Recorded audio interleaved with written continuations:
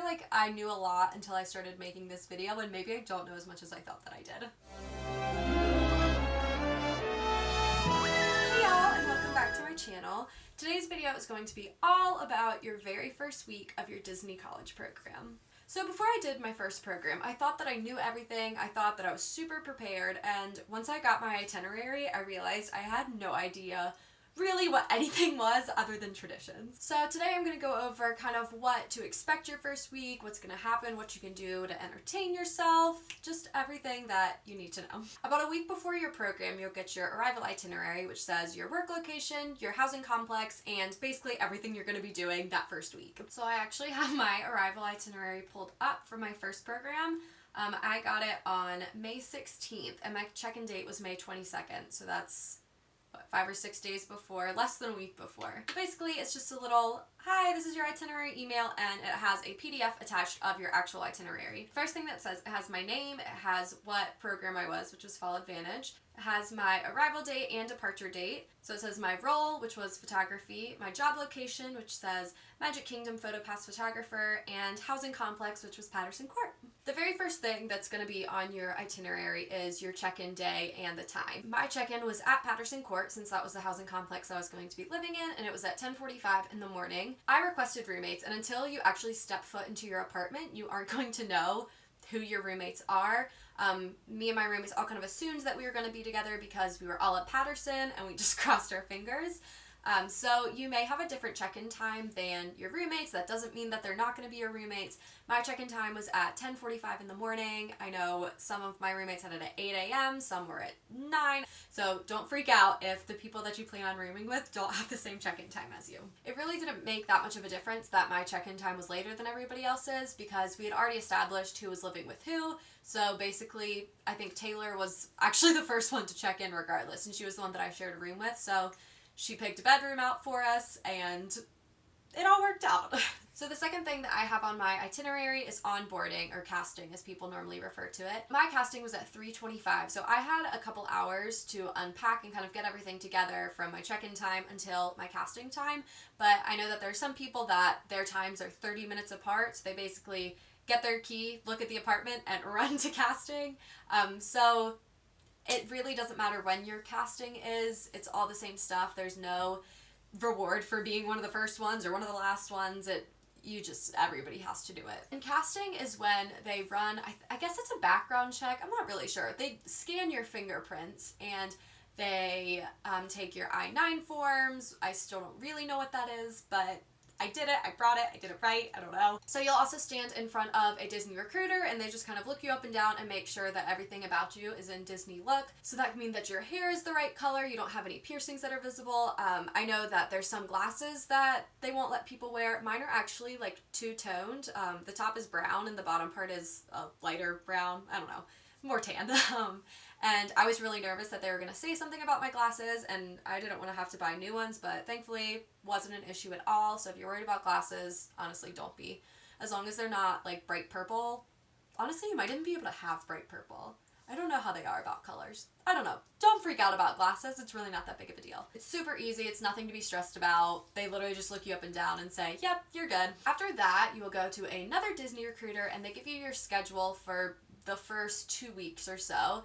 So that had all of my training on it, where I needed to be, what I needed to wear. It also stated again when my traditions was, even though that was also on my itinerary, just because it's all part of the stuff. Once you start your actual job, you'll get access to the hub, which is where you can go online and look at your schedule and all that kind of stuff, but you don't have access to that until you start your training. So this schedule tells you when all your training is going to be, what you need to know, what you need to wear.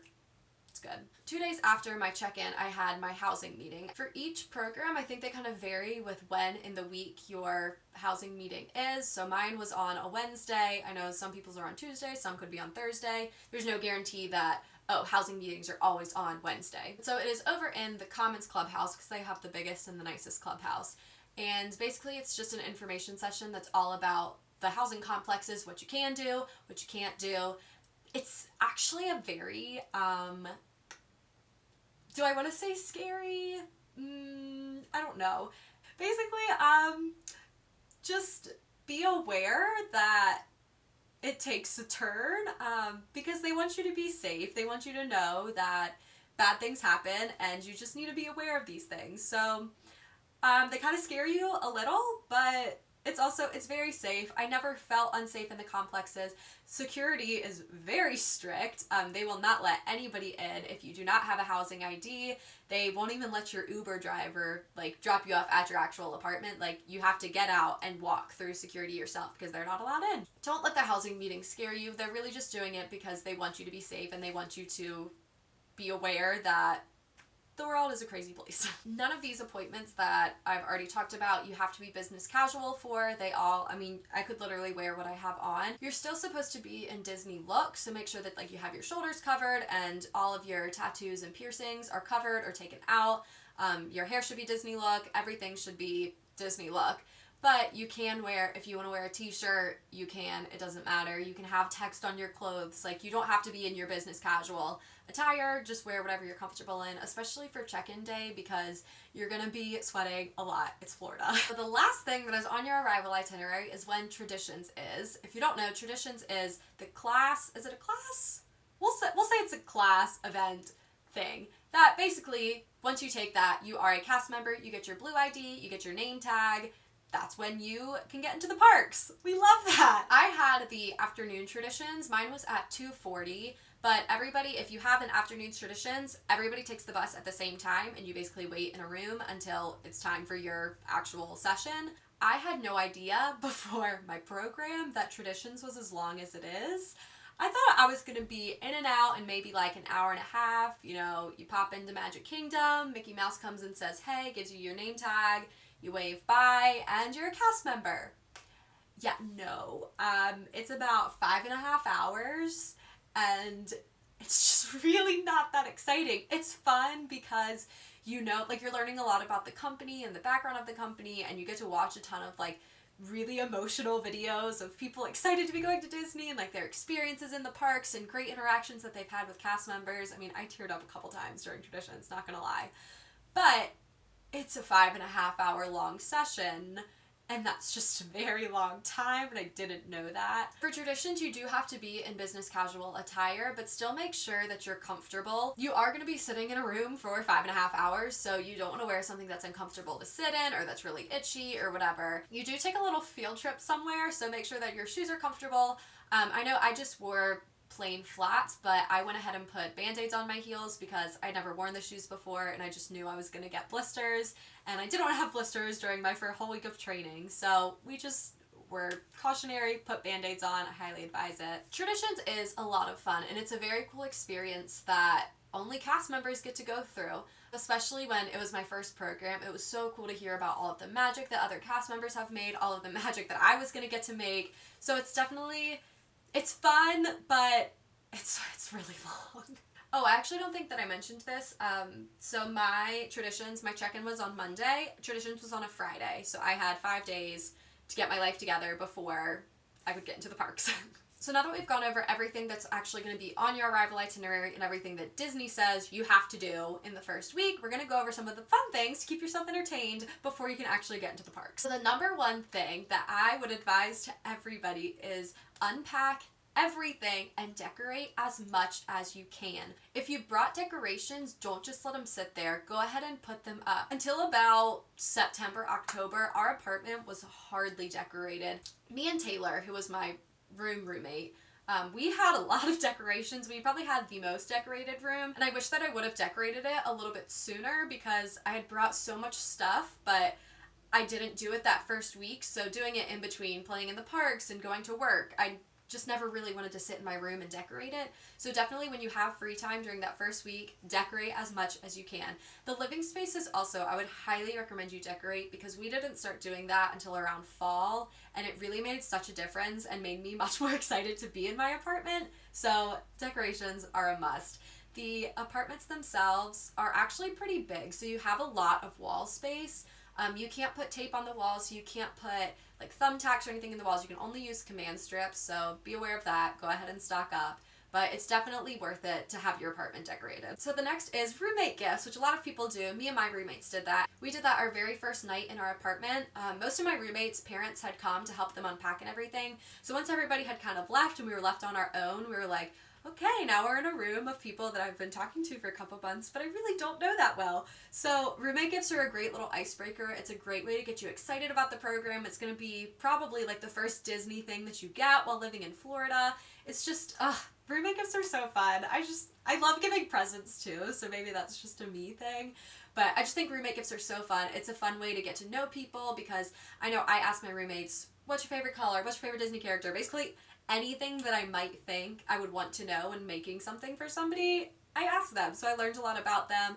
It was cool to see like what favorites I had that some of my roommates had. It's just a lot of fun. Roommate gifts are cool. Another thing that you should probably do your first or second day so you don't waste unnecessary money is go to Walmart or go to Target, go to wherever you need to go grocery shopping. I cooked very little while on my college program. I typically worked nights, so I would go into work around 3 o'clock. Well, I don't want to cook dinner before that because I normally would play in the parks or something in the morning. And then I would get off work around somewhere between midnight and 1 or 2 a.m. You don't want to get home at 2 a.m. and cook. You want to go to bed. So I would definitely suggest go ahead and buy stuff that first week and try and cook as much as you can, because I guarantee after your first week you'll cook like maybe 2 times throughout your whole program. Although your first week you can't get into the parks yet, you can still go to Disney Springs and Resort Hop. So during our first week, me and my roommates made reservations at House of Blues and basically spent that entire night exploring Disney Springs. The biggest suggestion I can give you, although I know that it's very hard, is don't buy anything at Disney Springs. I'm gonna say about 90% of the stores there, like not even World of Disney, Alex and Ani, Francesca's, even most of the restaurants we get a discount at. So don't buy anything, just wait a week. You're gonna be there for months. You can wait a week to buy that pin. You can wait a week to buy that shirt. I promise the discount is so worth it. Why spend $15 on a pin when you can get it in a week for $9? Like, do yourself a favor, don't buy anything yet. I know it's hard. Just go ahead. It's fine to like look around and pick out what you think you want to buy, but don't buy it yet. Don't do it. Don't do it. Don't do it. A couple of the places that me and my roommates absolutely loved and probably went to every single time we went to Disney Springs was definitely Blaze Pizza. It's a make your own pizza place. So good. World of Disney, obviously, because it's basically every single piece of Disney merchandise that is sold throughout the parks in one store. Love that. It's huge, it's very crowded, but it's definitely fun to look around and pick out what you think you want to buy. Almost every time I force my roommates to go into the Christmas store because I love Christmas and I just made my heart happy to be in there. Right next to the Christmas store is also Pin Traders, so it's really cool to go and look at pins. I have been collecting pins since, oh gosh, I was probably like 5, honestly. So I had a ton of pins that I still trade and everything, so I could go ahead and start pin trading with some cast members. They also have a movie theater at Disney Springs, which is super nice. It's at AMC, so nice. And I know that there's a lot of good movies coming out around the time people's programs start, maybe. I don't know. Incredibles comes out June 15th, and I'm so excited for that. So catch me at Disney Springs seeing that. But if there's a movie out that you really want to see, go see it at AMC. Although we do get a discount there, but you know, it's the movies. You can splurge for a movie. Resort hopping is also a great way to be immersed with Disney, even though you can't actually get into the parks yet. So if you do decide to resort hop, I would strongly suggest taking one of the buses. I know that the buses suck, but there's no guarantee that they're going to let you park at one of the resorts because they're technically not supposed to let you unless you have a dining reservation. If you have a dining reservation at one of the places and then you resort hop before, then lucky you. But I know that we really wanted to go to the Magic Kingdom resorts and we considered driving, but we were scared that we were going to get there and basically get turned away, and then I was not going to pay $20 to park. So we just took the bus to be safe. So me and my roommates went around to the Polynesian, the Grand Floridian, and the Contemporary. We also got to stop by Magic Kingdom and just kind of look at it and wish that we could go. The Disney resorts are honestly just as decorated as the parks themselves, so it's such a fun way to be immersed in Disney magic, even if you can't actually be in the parks. Every single resort has gift shops. A lot of them have entertainment. They have a ton of just like nice stores and everything. They all have restaurants. There's just so much to do within the resorts that once you get into the parks, you're probably not going to go to the resorts as much. I'm not going to say you're never going to go, because I know during my program we still went a pretty good amount to resorts, but you spend a lot more time in the parks than you do resort hopping. So some of my favorite resorts that I think are a fun place to just walk around and look at stuff is the boardwalk. Y'all have heard me go on and on and on about the boardwalk. The beach club is actually my favorite resort on all of Disney property. And so the boardwalk is here, a quick little walk around the lagoon area, and the beach club is right there, as well as the yacht club. So you can check out all three of those in one trip. Another really fun place is Port Orleans. Port Orleans has two resorts. They have the French Quarter and Riverside, and there's a huge river that's behind it.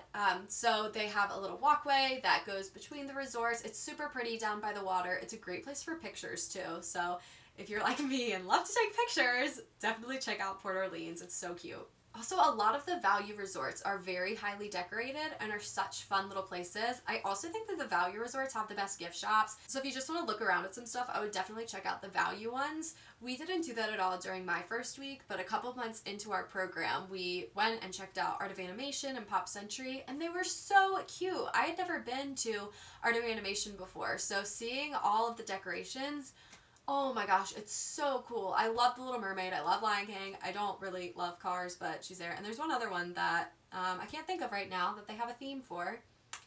Maybe they don't and I just made that up and that's why I can't remember it. But those are the three that I can remember off the top of my head right now. It's just such a fun place to walk around and look at stuff. They have great walls there. If you're all about some Instagram walls, go there. A lot of people also get annual passes for Universal while they're down there. I did not do this. I somehow managed to live in Orlando for 8 months and never go to Universal. But I do know that a lot of people do that, and we do get Florida residency discounts, but you have to have documentation that you actually live in Orlando, which I know that you can get from your service center at your housing complex. I'm not 100% positive how that works, so that's something that you have to Google on your own, but that's definitely something that you can do. I can't even explain how much magic goes on during your first week of your program, which is crazy because you can't even get into the parks yet, but that first week is honestly some of my favorite memories of my entire program because everything is new and everything is fresh and you're just so excited to be there because so many people have waited their whole life to be a cast member and they're finally there. You're not working a ton yet, so you don't hate your life as much just yet. You're just so excited to be there. You're so excited to experience all of Orlando and just be immersed in Disney magic at all times. Enjoy every single second of the first week of your program because the rest of it is gonna fly by. I'm sorry that this week's video was a little bit longer than I anticipated. It's a little bit longer than usual, but I just had a lot of information that I think is really gonna help y'all, and I just want you to know what to expect your first week because I know I wish that I had a bit more information of everything that was going to happen. Thank y'all so much for watching, and I'll see you again on Thursday. Bye y'all!